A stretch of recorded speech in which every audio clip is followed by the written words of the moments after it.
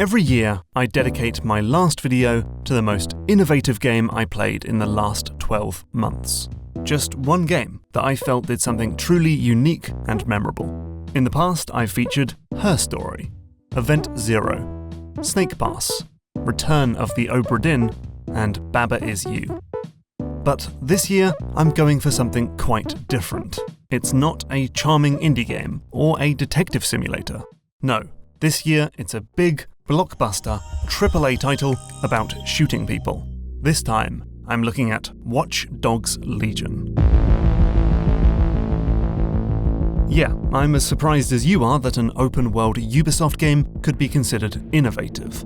But this third installment in the Watch Dogs series is built around a core feature that I have to admit is wildly ambitious, a feature called Play as Anyone. Instead of having a single authored main character like Aidan Pierce or Marcus Holloway, Legion has about 9 million of them, or in other words, the entire population of London. You can walk up to anyone on the street, recruit them into the resistance group DedSec, and then play as them. You can swap between a gun-toting granny with hiccups, or a podcaster with an Uzi, or dozens of other would-be heroes. And they're not like Pokemon or XCOM units, they temporarily become the main character, who talks in cutscenes and everything. Oh my days, how does a girl like you get out of that clash? Thematically, the idea is that a revolution doesn't come from a single person, but the collective action of many. And so if you're going to take down an authoritarian police state, you're going to need a few friends. And mechanically, it's a natural extension of systems found in the first Watch Dogs games, where you could hack into anyone's phone to learn small snippets about that person. What if that wasn't just flavor text? What if that person really had a full life of work, hobbies, and relationships? And so that was the pitch, made in interviews and E3 announcements. Just the sort of pie-in-the-sky idea that you'd expect from director Clint Hocking, designer on the fiercely unorthodox Far Cry 2, and a game design nerd who does lofty GDC talks and coined the phrase Ludonarrative Dissonance. But let's put pre-release hype aside. How does this feature actually work under the hood? And most importantly, what does it bring to the game? Let's start with technical, because implementing this feature was a staggering logistical challenge that required clever solutions and workarounds. I learned this stuff by reading interviews, talking to a few Ubisoft devs, and testing the game itself. So, first things first. No, Ubisoft obviously didn't handcraft millions of unique characters. Instead, Legion makes use of random generation to create people on the fly, which in of itself isn't too revolutionary. It's not that different to character creators in games, which can be used to make an infinite supply of unique people. Though the animations and voices are certainly impressive. For animation, an old lady needs to move differently to a young man, meaning Ubisoft needed to make dozens of different animation sets for the main character.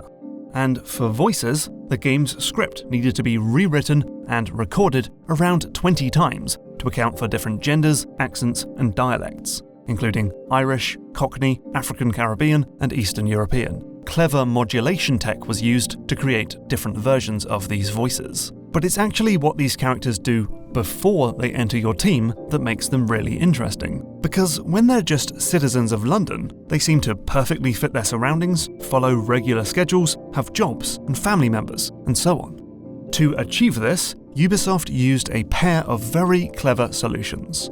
So, for starters, each character has a dozen or so different data points like ethnicity, salary, associates, and workplace. But it's not the case that each one of these things is independently generated. Instead, there's something of a cascading effect, where one choice dictates another. To explain this in full, let's see how this works on a random female NPC, Heidi Kumalo. The most important thing is her location, because Ubisoft used real census data to ensure that the game accurately depicts the different boroughs of London. The people in Brixton should seem very different to the people in Westminster, after all. I met Heidi in Lambeth, which influenced the chances of her having her specific ethnicity, clothing, and her job as a computer repairer. Her ethnicity and gender defined her name and voice. Her job determined where she works, her gameplay perks, and her salary. That salary then determined which home should be randomly assigned to. These data points, and a little more randomness, allows the game to build a daily schedule for Heidi, sleeping at home, visiting her grandmother in hospital, committing a bit of vandalism, and working in the electronics shop before repeating it the next day.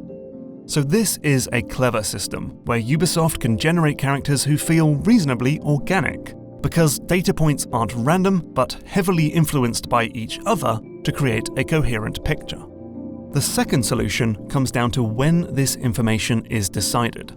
You might think that all of this data was generated in the studio and then put on the disk, or that the game generates all this information when you first load the game, like in Minecraft. But no, while it would be cool to generate, track, and simulate millions of civilians all at once, it's just not technically possible. So here's how it works. When you first see a character, they are pretty much like an NPC in any other game. A random human that spawns into the world around you and then disappears from memory when you drive away.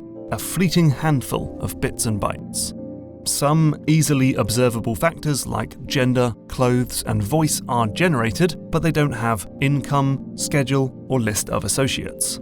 It's only when you actively engage with someone, when you profile them, add them to your list of potential recruits, or even injure them, that this information starts to fill in. For example, this woman is a glazier who is protesting in Southwark and will just stand there, repeating her animation.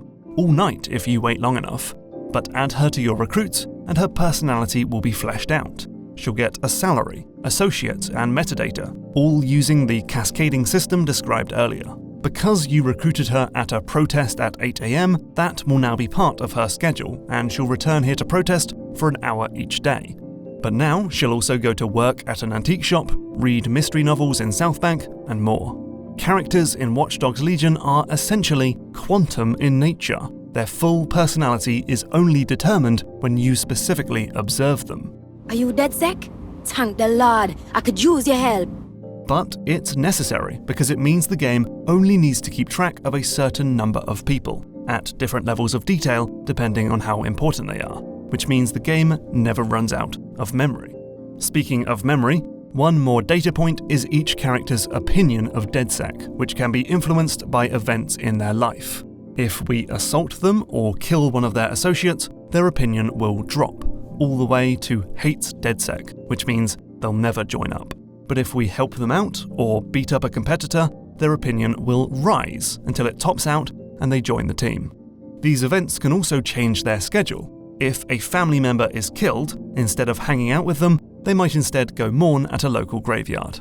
All of this put together leads to a game where every person in London has a rich inner life, a daily routine, family and friends, and a shifting opinion of DedSec.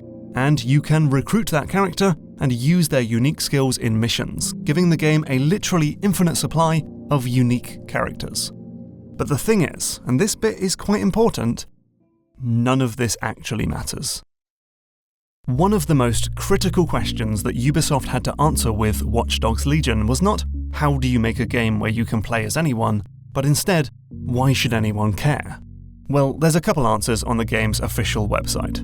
For one, it says, choose the right operatives to best confront the challenges ahead, suggesting that you should recruit someone who will offer you an advantage in the mission you're about to carry out. That's cool, but this is completely undermined by the fact that the NPCs are all incredibly similar. In London, every citizen can hack a computer, drive a car, fire a gun, and do stealth takedowns. And their unique gameplay perks are often unhelpful or insignificant, outside of a few outliers like some overpowered recruits and those with uniformed access that lets you get into buildings unseen.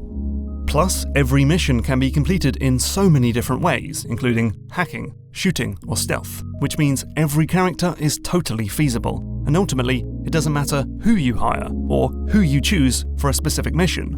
Why bother following a character's schedule or manipulating their opinion of DedSec when there's a million other characters who are equally capable? Of course, those characters might die, temporarily or permanently, depending on the mode you're playing, and that will force you to find more recruits. But Legion is so easy that it's incredibly rare for characters to be taken out of rotation. The other answer on the game's site is the idea of making a completely unique crew. Want to make a team of classic British spies? Or maybe a team of football hooligans is more your cup of tea? Whatever you decide, it's all up to you, it reads. And in this instance, Legion fares a little better, especially thanks to the goofy characters like a living statue, characters who can't stop farting, or geriatric pensioners with bad backs. You could argue that the game's actually at its best when you try to pick the very worst characters for each situation. But that has limitations too, especially with the story. For one, the game's somewhat serious narrative is weirdly contrasted with your absurdist comedy hero. And two, while each character has a unique backstory and personality, none of that matters when they join DedSec. The protagonist of Watch Dogs Legion is just one amorphous blob, with a different face and slightly different inflection depending on who you are playing as. Look, I could spend a lot longer exploring the specific ways Watch Dogs Legion doesn't work. If you want more, I recommend this great video from Writing on Games. But that's not really important here, because the critical point to take away is that innovation without implementation is basically nothing. The developers of Watch Dogs Legion spent considerable time and effort making a clever, complex, and expensive system of data points, relationships, and random generation. But because it's not supported by the game design in any real way, it's all rendered largely meaningless. The structure, story, and moment-to-moment gameplay almost never encourages the player to explore this system. In fact, a lot of the time, it actively discourages the player from bothering with it at all, thanks to repetitive recruitment missions and long loading times to switch character. Perhaps Ubisoft should have doubled down on the idea of picking the right recruit for each job, with distinctly different characters and missions, or gone all in on giving each player a unique experience with more crazy characters and a story to match. But it doesn't really do either, leaving us with a pretty typical open world game where you can change the main character for some reason.